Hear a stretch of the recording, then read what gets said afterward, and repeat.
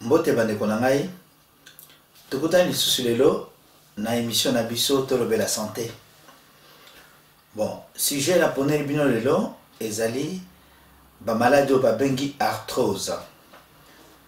Arthrose bandeko na ngai tozolo bango na modèle nyonso, mais il faut na zongisa muke n'expliquer bino définition nango na physiopathologie nango. Donc, dans exemple à Mouké, il y a arthrose au Italie genou. Pour y avoir des okomamingi. Arthrose à genou, na ya hanche et okomamingi. Mais bande konangai to banana la définition. Arthrose et ça la partie il y a la maladie au babengi rhumatisme. Donc on appelle rhumatisme ba maladie au ils ont touché appareil locomoteur. Appareil locomoteur est constitué na mikua, est constitué na ba articulation, est constitué na ba muscle, est constitué na suka na ba tendon. Il y a un des os là appareil locomoteur ou les os là qui est tout en bola. Si vous êtes spécialiste nango, te ba benga ba rhumatologue. Mais bande konanga vana banana définition pour définition ezami balé. Définition et arthrose eza o mingi toyebi que ezali atteinte chronique ya articulation entraînant la destruction ya cartilage wana na français engo banini eza que plus ozokola plus ozotambola articulation wana eza kunyefuka eza kokoma muke ti ekosila soki esili mikua mibale bando tutana yango nde douleur ebandi yango nde arthrose normalement arthrose ebandi. Psychophysiopathologie nango eza nini ezaka nde na yebisi bino mikua mibale nazoka ka exemple pour te comprendre facilement. Mukua oyo uti na fémur, mukua uti likolo na biso na cuisse ezokita ti na se, sikoyo toza na rotule na kati na mukua oyo uti na se na pied ti likolo oyo babengi tibia. Sikoyo na mikua mibale wana toza na mwa eloko moko eza contouré rotule. Ezali ti caoutchouc moko eza contouré rotule. Caoutchouc wana de babengi cartilage. Sikoyo cartilage wana plus tozokola a force ya kotambola eza konyefuka ti ekoya kosila soki esili nde mikua mibale bando tutana nde arthrose yango wana. Mais bandeko nanga arthrose nazana wana définition ya liboso. Définition ya liboso oyo bato nyonso bayebi eza ke eza usure ya cartilage, usure normale ya cartilage. Mais physiologie on expliqué bino wana ke toza na caoutchouc wana plus caoutchouc wana tozotambola toza ko use yango eza konyefuka eza kobeba. Mais sikoyo na caoutchouc wana ezo jouer rôle munene ya amortisseur un cartilage wana ya ndo mona kata o sauter ozo capacité pour caoutchouc wana ndezo sala ke mikwa mbali tout en terre. Siko cartilage wana eza constitué 70% ya cartilage eza mai. Après mai eza na collagène. Collagène ezali protéine essentielle aux sala que tissu wana ezala. Après troisième élément ils ont constitué cartilage eza chondrocyte. Chondrocyte eza ba cellule bande konangai où il y a régénérescence en permanence. C'est-à-dire que ceux qui cellules là musu se kufi musu se boti. Mais il y a comme une période moko ezoka se botate. Voilà pour nous expliquer bien un peu physiopathologie à arthrose. Si on a la définition musu au professeur Pierre Bourgeois. Professeur Pierre Bourgeois, il est azali rhumatologue munene à Paris. Aza chef de service à rhumatologie na hôpital Pitié Salpêtrière na Paris. Yé à lobby pour naï arthrose à bonne définition na pessimina de bosso. Yé à lobby l'arthrose c'est une maladie qui n'est pas synonyme de la vieillesse. C'est tout simplement une maladie de cartilage. Donc la maladie de cartilage et de son environnement.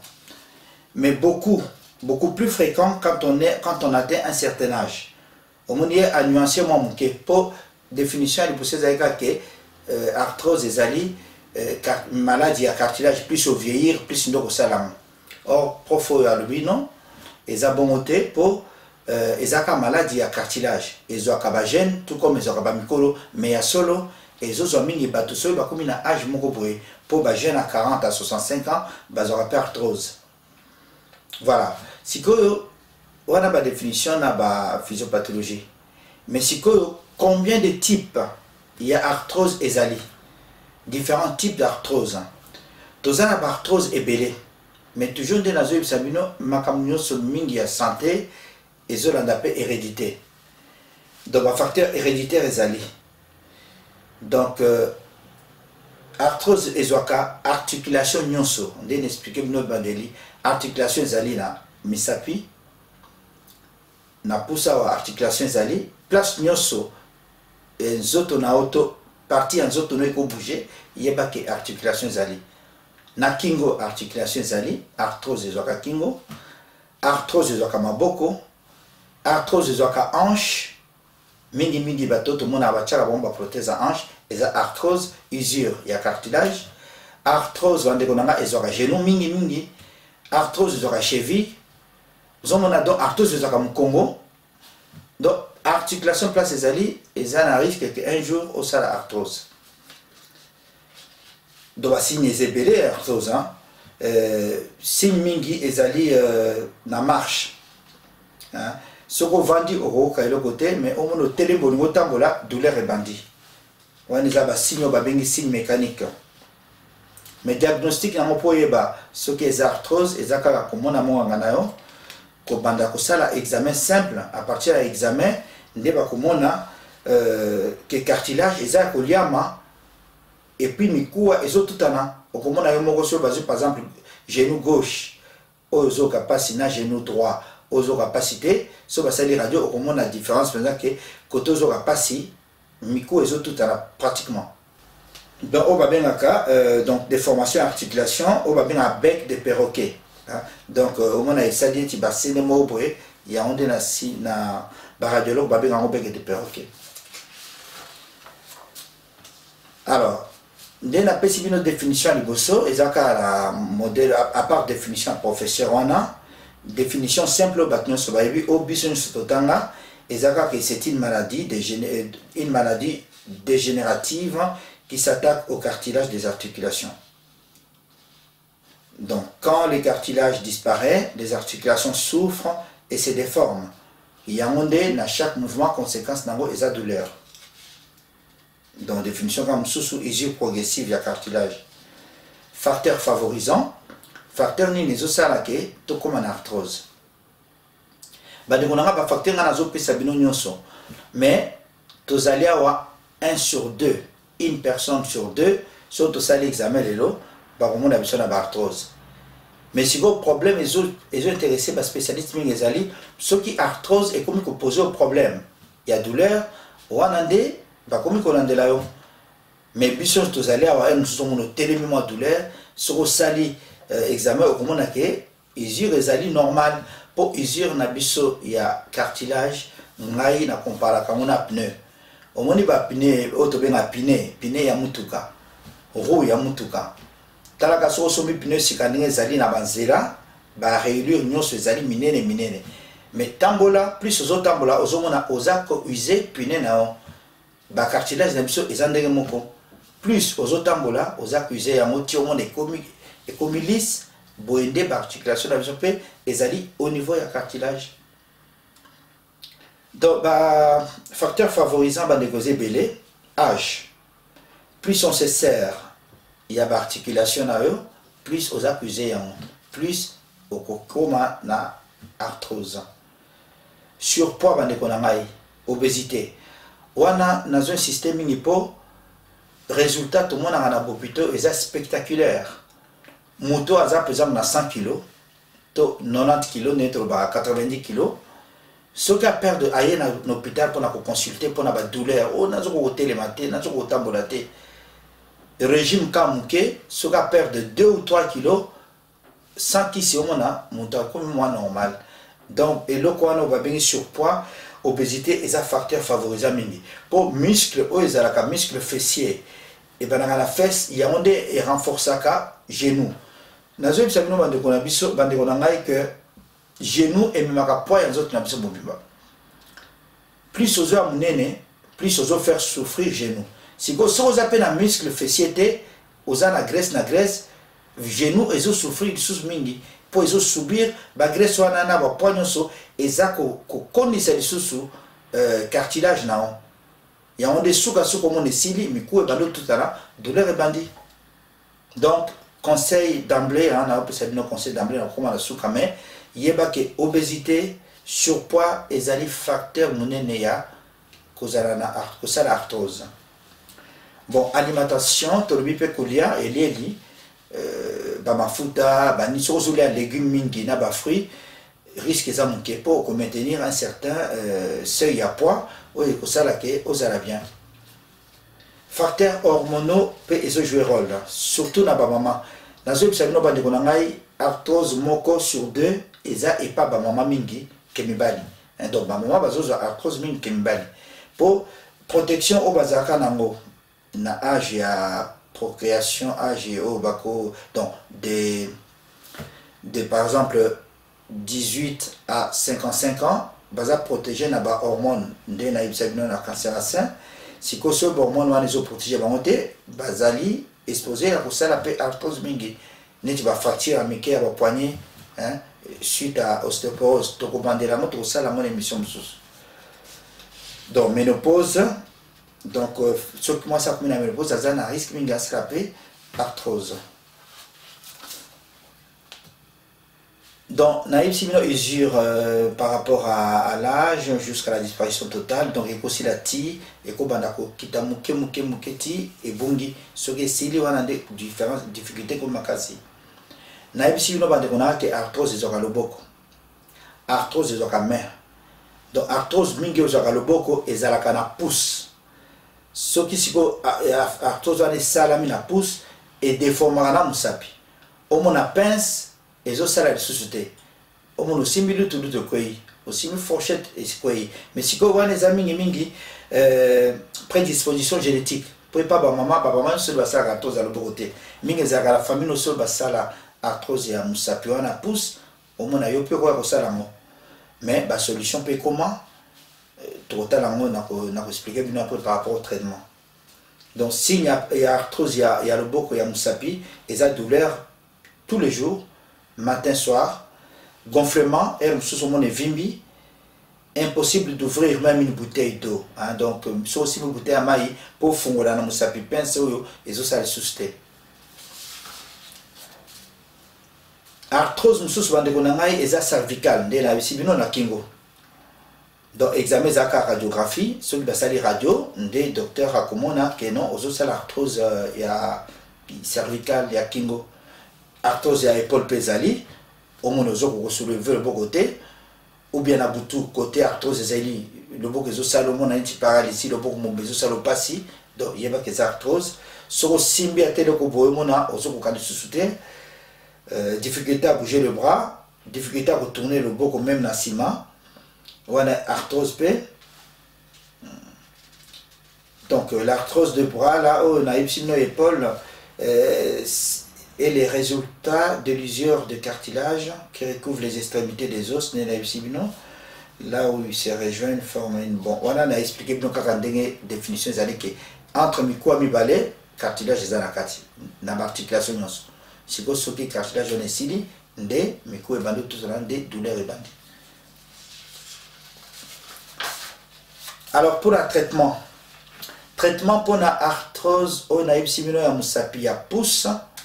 Bah comment les locaux ça là attel spécial sur mesure bah ça le attel bon ce qu'attel est sous la GOT bah ça les infiltration il y a qui sur bah bengi corticoïde cortisone bah ça l'infiltration au bout il y a une séance il y a infiltration ce qui est célibatiki ce qui continue bah ça les sous semi balai ce qui au bout il y a 6 mois ils ont sous la GOT bah qui na chirurgie ba opérer yo ba comment ou ba réparer mon mukua et katana ko na to bebaki ou bien ba tie prothèse ba to pe ba komi prothèse wana ba tie au bout de 3-4 mois, il y a rééducation, vie ils ont normal.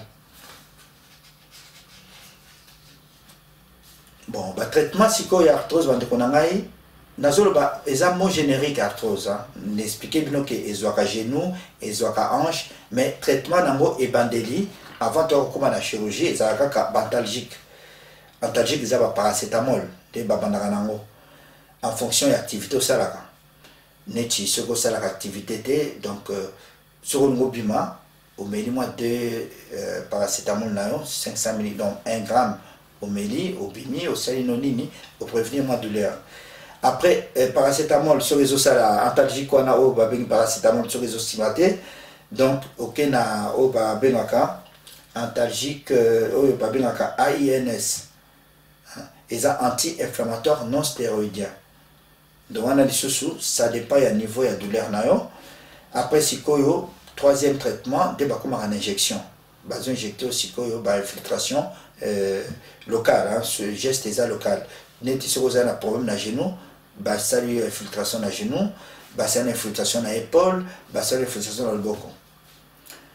Donc, sous cas de traitement de chirurgie, chirurgie si koyo neti na genou, bah l'ongolaka bah ça la prothèse. Na place à outil bah l'ongola noso prothèse la si koyo et ça la cartilage dans artificiel, si koyo eko sauver eko dépanner eko salisa yo pour mingi so mutu bache prothèse lelo technique asike comment que bache prothèse lelo lobo telemi bando tambola après bandi ba séance kiné wana ndepeza suka na traitement soki ba solution sous amité. Donc efficacité à prothèse penza et comment bien et puis la prothèse zani tchakalaté prothèse à le comment se bache yo durant nangoza ba 10 ans 15 ans et longue ndenge zalaka ya kala.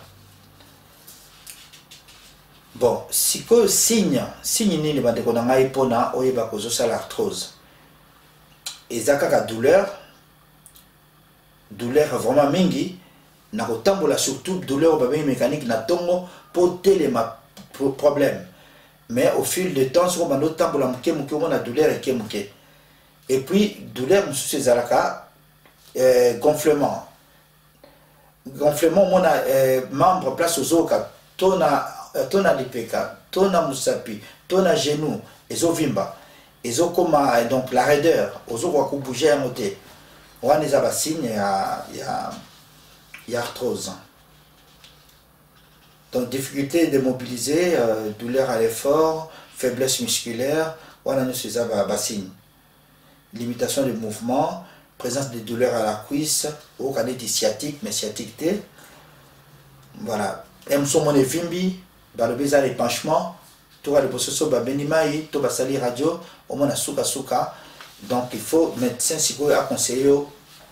En tout cas, douleur nani maladie babengi arthrose mutuna mutu azana ndenge nae. Donc arthrose n'est pas la même cause à la douleur mécanique et kaka ne bandi nazo kapasi. Même pour mususu azana arthrose ako bouger ata mukete mona lokole vimbi.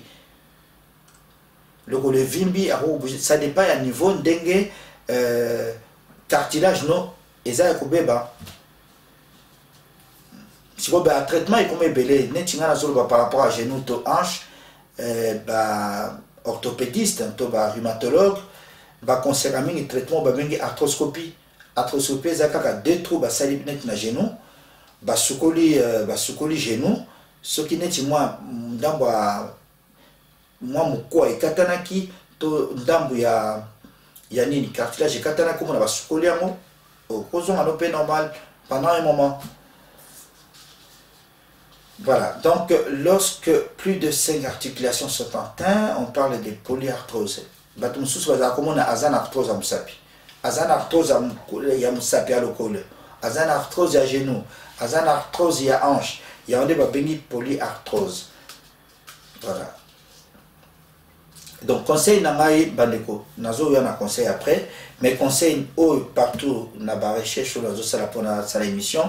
Bazol barake à chaque kilo perdu, chaque fois que vous perdez 1 kilo, vous gagnez la garantie et la sécurité par rapport à l'articulation.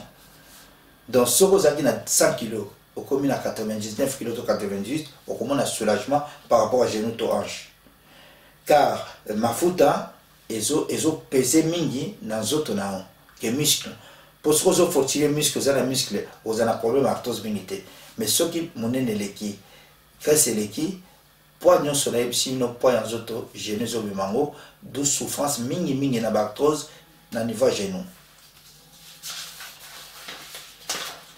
Bon, si vous avez des signes, signe gonflement, raideur, au moins la déformation à membre. Membre est déformé, il y a des signes arthrose. Donc, si vous avez la radio, et donc, vous avez la radio, vous avez une diminution de l'interligne. Donc, vous avez la place caoutchouana au lieu là, au moins, il y a ou bien il y a disparaître.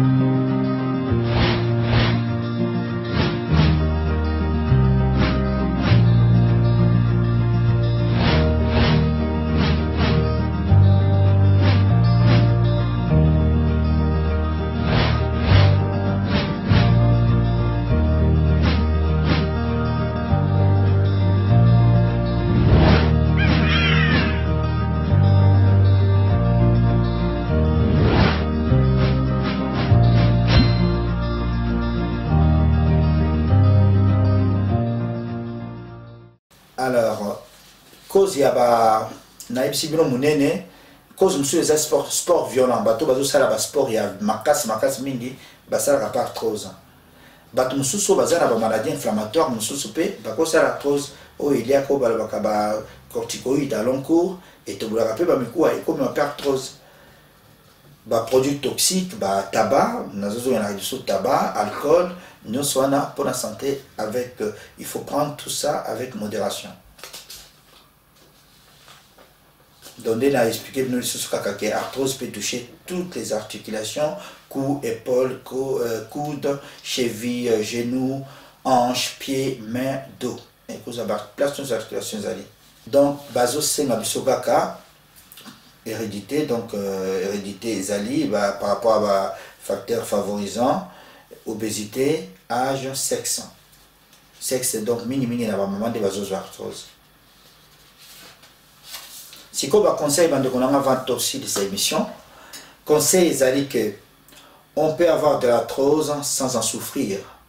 Ndé na bisibino ke tokoza la bisatowa so bazubiso examen basalibiso examen biso sto na arthrose mais to souffrir le lenge mokote pour mutu na mutu azana activité nae mutu na mutu azana hérédité nae mutu na mutu azana donc chaque être humain est unique mutu na mutu azana ndenge nae.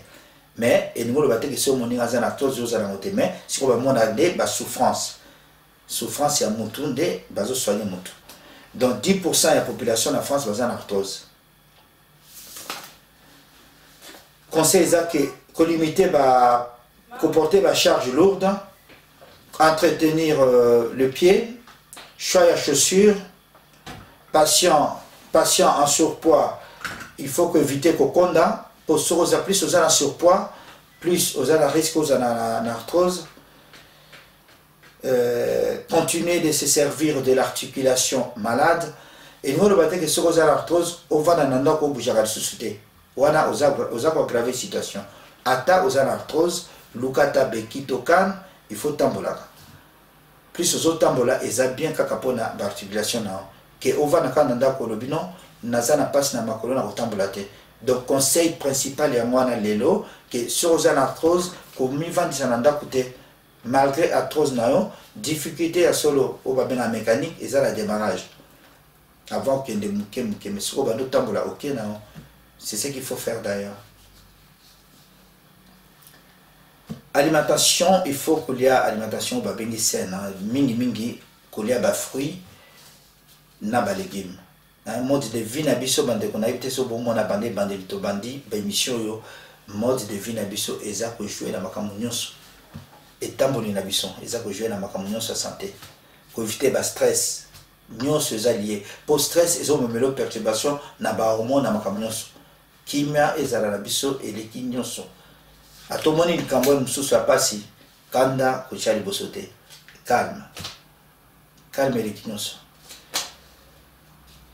Donc au tambola marche va conseiller et puis la solution naturelle est comme l'élo mais comme nazana expérience mingi na ba solution naturelle na ko le belabinoté mais nazo le baka hygiène de vie kolia ba fruits kolia ba légumes les autres comment il parle ba plante mususu pe et ça lisaka pour na ba arthrose mais naza plein d'expérience dans côté mais biso ngai nazo na mingi médecine conventionnelle hein, traitement conventionnel hein, paracétamol corticoïdes hygiène de vie on a des conseil donc carence n'a pas vitamine P et comme ma arthrose mais conseil à part que tambola sur aux arthrose n'a qu'au konda et là comme suis les guider n'a pas ça l'expérience aux arthrose mi pesa discipline perd de 3 ou 4 kilos au cas où on au cas genou douleur et déjà soulagé au bando tambola non normal.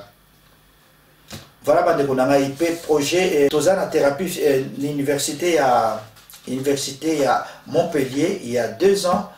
Babana ça la recherche banaba publié l'année passée sur la thérapie cellulaire, c'est-à-dire que bazo ça la base bazo ba cellule souche nayo ba injecter yango il paraît que ça ko régénérer ba cartilage et zo da cartilage na place où ekufaki mais ezana na ba prouver peut-être à côté et ça la recherche na université à Montpellier na CHU à Montpellier. Voilà bande konanga maman bana ko loba toujours dembaki de kama nyamase nzoto balamu eleki nyama loso na mbisi nango nde bande konanga kimia eza na banda kuna biso nzamba batela biso et comme balasima. Merci.